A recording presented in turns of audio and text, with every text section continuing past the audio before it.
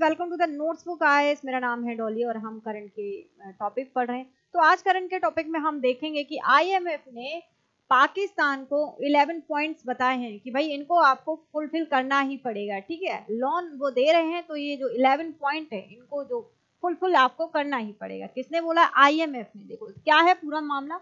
IMF want Pakistan operation सिंदूर के बाद पाक की अर्थव्यवस्था पर बड़ा झटका लगा है। आईएमएफ की जो 11 नई शर्तें हैं उसी के हिसाब से अब पाकिस्तान काम करेगा। ठीक है, तो पूरा मैटर देखेंगे क्या है। ये हमारी टेस्ट सीरीज है, आप इनको देख लीजिए। ये जो फोन नंबर है आप इन पे कॉल कर लीजिए और रजिस्ट्रेशन करवा लीजिए। IMF imposed 11 new conditions on Pakistan for its bailout program. One, it's again risk report. ठीक है, अब व्हाट हैपेंड बेसिकली हुआ क्या था इसके बारे में जानेंगे। The International Monetary Fund IMF has introduced 11 additional and more stand condition for Pakistan as part of ongoing discussion to extend and possibly expand its extended fund facility EFF bailout programme. ठीक है, this development underscore the IMF grown apprehensive over Pakistani worsening micro economic. जो देखो अब आज की date में देखा जाए जो पाकिस्तान की जो माइक्रो इकोनॉमिक कंडीशन है वो बड़ी खराब हो गई है। ठीक है, बहुत ज़्यादा खराब हो गई है। पाकिस्तान के जो अंतर्गत जो फिजिकल डिफिसिट है वो बहुत ज़्यादा बढ़ गया है। तो पाकिस्तान की जो अभी हालिया कंडीशन है वो बहुत ज़्यादा खराब है। Physical mismanagement, slugging structural reform and rising geopolitical instability, especially in the aftermath of India operation Sindoor. देखो आईएमएफ ने ये बोला है कि आप बताओ या ना बताओ, है ना, ऑपरेशन सिंदूर जब भारत ने किया था तो पाकिस्तान का जो इंफ्रास्ट्रक्चर है वो बहुत ज्यादा उसको नुकसान हुआ था। आईएमएफ ने ये भी बोला है कि हम जो कर्ज दे रहे हैं, जो डेप्थ दे रहे हैं, वो आप किस किस में यूज करोगे वो भी हम ही बताएंगे। ठीक है, उसका हमें रिजल्ट चाहिए। तो ये बोला है आईएमएफ ने। तो हम देखेंगे आगे की कंडीशंस क्या क्या उन्होंने रखी है। पूरा बैकग्राउंड देखो इसका क्या है। Pakistan sign a $3 billion standby arrangement SBA with the IMF in 2023 में following its inability to complete the earlier extended fund facility EFF। The SBA approaches its expiration, Islamabad is now pursuing a new long term loan programme. ठीक है, क्या है अब ये क्या बोल रहे हैं कि किसको बोल रहे हैं? आईएमएफ को, कि अब हमें लॉन्ग टर्म जो लोन है ना, उसके बारे में सोच रहे हैं ये। IMF has continued that non-completion with these new requirements could lead to a suspension of the upcoming disbursements and potentially jeopardize the entire program। अब न्यूज देखेंगे क्या है। पूरी न्यूज है कि IMF imposed 11 new conditions on Pakistan citing risk to bail-out program report. According to report by the Express Tribune, the International Monetary Fund has announced the continuation of its bail-out program for Pakistan, but has tied to release of the next tranche to the fulfillment of 11 additional condition। अब हम basically 11 condition के बारे में देखेंगे।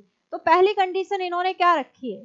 ठीक है, IMF ने रखी है कि passage of the 2026 budget by end of June। ठीक है, in line with IMF commitments, Pakistan is required to have जो फाइनेंशियल ईयर 2026 का बजट आएगा, अप्रूव होगा पार्लियामेंट के द्वारा। ठीक है, ensuring it align with the fund physical target. अब नेक्स्ट देखो इसकी क्या है कि elimination of the cap of डेप्ट service charging electricity bill. The IMF has demanding the removal of any ceiling on the debt servicing surcharge levied on electricity bill, allowing for full cost of recovery in power sector। अब next one क्या है कि lift off ban use car import. देखो पहले क्या होता था, पाकिस्तान में 3 साल पुरानी कारें यूज नहीं होती थी। अब आईएमएफ ने ये बोला है कि आप एक काम करिए कि जो पुरानी कारें हैं, ज्यादा से ज्यादा 5 साल तक की पुरानी कारें हैं, उनको यूज कर लिए, आप दूसरी कंट्री से भी मंगा सकते हैं। ठीक है, तो अब पाकिस्तान क्या करेगा कि अगर पाकिस्तान बाहर की कंट्री से कारें 5 साल पुरानी मंगा लेता है तो कार के मार्केट में क्या यहाँ पे कंपटीशन हो जाएगा। ठीक है, जो पाकिस्तान की कारें हैं उनकी साइज सेलिंग कम हो जाएगी, जो बाहर से कारें आ रही हैं उनकी सेलिंग ज्यादा हो जाएगी। तो यहाँ भी कंपटीशन हो गया। तो यहाँ इन्होंने ये बोला कि हमारे हिसाब से ही काम करोगे। The IMF have urged Pakistan to lift restriction on the import of used car, यहाँ पे रिस्ट्रिक्शन था कि 3 साल से पुरानी कार यूज नहीं करेंगे। Parliament is expected to legislate to rule allowing commercial import of vehicle up to 5 years. और to promote market flexibility and revenue generation, किस पे मार्केट में फ्लेक्सिबिलिटी होगी, 5 साल पुरानी बाहर की कारें हैं वो भी आएंगी, जो पाकिस्तान में है वो भी आएंगी, तो मार्केट में क्या होता है क्या होगी, फ्लेक्सिबिलिटी होगी, ठीक है। अब नेक्स्ट क्या, implementation of agriculture income tax. देखो अभी क्या था कि एग्रीकल्चर पे जो बड़े बड़े एग्रीकल्चरिस्ट थे वो उतना ज्यादा इनकम टैक्स देते नहीं थे, है ना, तो अब क्या होगा कि जो एग्रीकल्चर पे है उस पर टैक्स भी लगेगा, तो अब सब टैक्स के अंदर आएंगे। जैसे भारत हमारा किस पे कृषि आधारित देश है, वैसे ही जो पाकिस्तान है उसमें 90% जो है क्या पॉपुलेशन वो कृषि पे काम करती है, ठीक है, कृषि आधारित वहाँ की अर्थव्यवस्था है, ऑलराइट।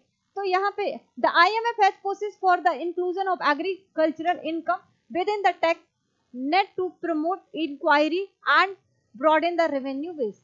नेक्स्ट देखो, development of a government action plan, government action, जो भी गवर्नमेंट के एक्शन प्लान है उनको डेवलप होगा। Pakistan is required to formulate and implement a comprehensive governance action plan aimed at improving institutional transparency, accountability and service delivery. देखो अब long term financial sector strategy post 2028 to 2028, right. अब forward blocking finance sector strategy must be developed for the post 2028 period, focusing on strengthening the banking system, deepening insurance, है ना, and enhancing capital market performance की बात की, ठीक है। अब देखो नेक्स्ट क्या है कि annual tariff rebasing for electricity to ensure cost reflecting pricing. IMF देखो अभी क्या है, जैसे 3 से 4 रुपए यूनिट लग रही थी, है ना, अब यहाँ पे क्या हो गया कि 5 से 6 रुपए यूनिट भी देनी पड़ेगी। तो यही सब है कि to ensure cost reflective pricing the IMF require annual adjustment to electricity tariffs based on actual generation of distribution cost. The current maximum limit 3.21 per unit of the debt service charge electricity will be removed. Going to forward, the cost of electricity generation rise, consumer will be required to pay the revised higher tariff at the surcharge will adjust account accordingly to reflect action cost.